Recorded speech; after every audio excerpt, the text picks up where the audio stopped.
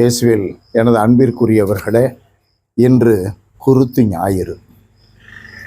இந்த குருத்து ஞாயிறு அன்று நமக்கு கொடுக்கப்பட்டுள்ள மத்தேயு எழுதியபடி நம் ஆண்டவராகிய இயேசு கிறிஸ்துவின் பாடுகள் நம்மை சிந்திக்க வைக்க வேண்டும். எளிய மனிதர்கள் இயேசுவை ஏற்றுக்கொண்டார்கள். சுயநலமும் ஆணவமும் பொறாமையும் இல்லாத சாதாரண மக்கள் இயேசுவில் மெசியாவை கண்டார்கள். ஓசானா ஓசானா என்று குருத்தோலை ஏந்தி எருசலேமுக்குள்ளே அவரை அழைத்து சென்றார்கள். இதை மறைநூல் அறிஞர்கள், குருக்கள், தலைமை குரு போன்றவர்கள், பரிசேயர்கள் ஏற்றுக்கொள்ள முடியவில்லை, ஜீரணிக்க முடியவில்லை. அவர்கள் கொதித்து அழுகிறார்கள். பொறாமையை கொண்டு அவரை, இயேசு ஆண்டவரை பிலாத்துவிடம் கொண்டு செல்லுகிறார்கள், ஏரோதிடம் கொண்டு செல்லுகிறார்கள், கொலை குற்றம் சுமத்துகிறார்கள். கலகக்காரன் என்று அவர்கள் இயேசுவை பற்றி பழித்துரைக்கிறார்கள்.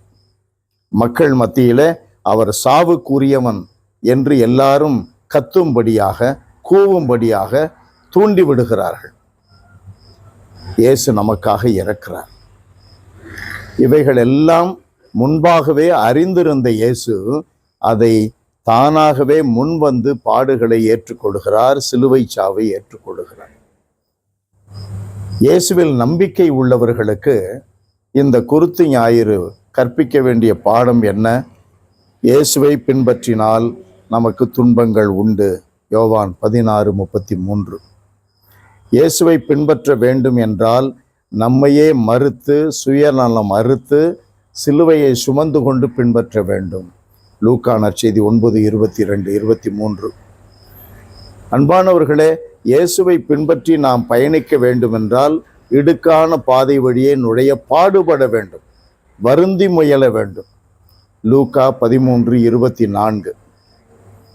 இயேசுவினுடைய பிள்ளைகளாக வாழ வேண்டுமென்றால் நமக்கு துன்பங்கள் வந்து நம்மை கடந்து செல்லும்படி அவைகளை கண்டுகொள்ளாமல் சுமந்து செல்ல வேண்டும். அப்பொழுது இயேசு நிலையான அமைதியை தருவார், நிம்மதியை தருவார். என்னிடமிருந்து கற்றுக்கொள்ளுங்கள் இயேசு சொல்லுகிறார். மத்தேயு 11:29. இயேசுவிடம் கற்றுக்கொள்ள வேண்டும். எல்லாம் வல்லவரே எங்கள் இறைவா, குருத்து ஞாயிறு எங்களுக்கு கற்றுக் கொடுக்கின்ற இந்த பாடத்தில் உறுதியாக நாங்கள் வளர எங்களுக்கு துணை புரியும். சுயநலம் அறுக்க எங்களுக்கு துணை புரியும். ஆணவத்தை அறுத்தெறிய எங்களுக்கு துணை புரியும். சுயநலத்தை அறுத்து ஆண்டவரே பொறாமையிலிருந்து எங்களை காத்துக்கொள்ள எங்களுக்கு துணை புரியும்.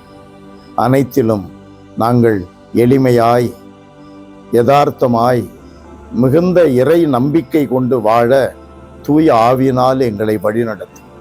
இயேசுவின் நாமத்தில் ஜெபிக்கிறோம் பிதாவே. ஆமென், ஆமென்.